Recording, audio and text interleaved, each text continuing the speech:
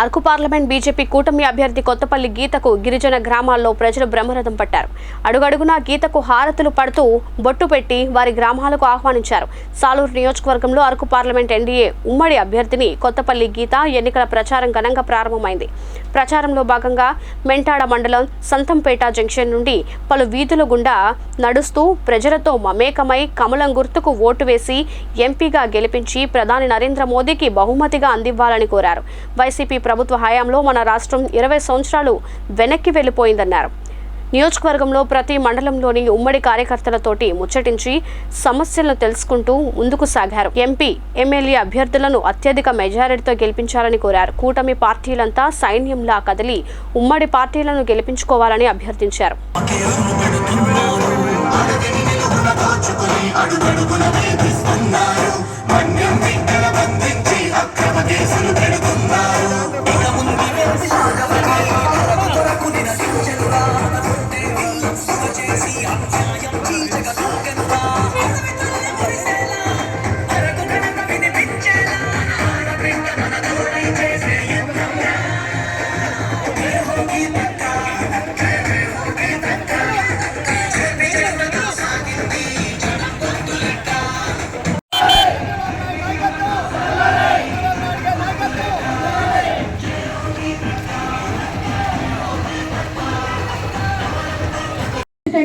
వారికి ఇబ్బందులు పాలు కాకూడదు.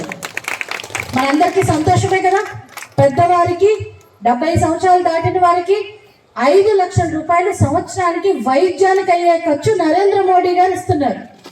ఇది చారిత్రాత్మకంగా ఇప్పుడు వరకు ఏ ఇన్సూరెన్స్ కంపెనీ కూడా ఇవ్వలేదమ్మా. 70 ఏళ్ళు దాటిన తర్వాత వాళ్ళకి ఏదో ప్రాబ్లమ్స్ వస్తాయి అని చెప్పి ఇన్సూరెన్స్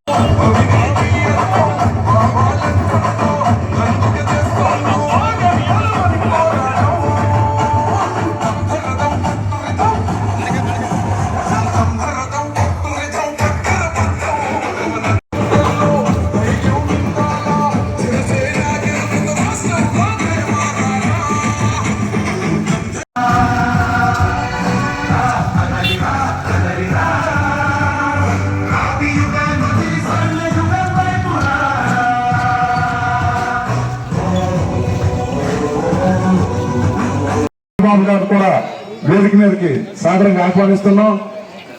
ప్రధాన కార్యదర్శి మణిపూర్ అప్పలనాయుడు గారిని కూడా వేదిక మీదకి సాదరంగా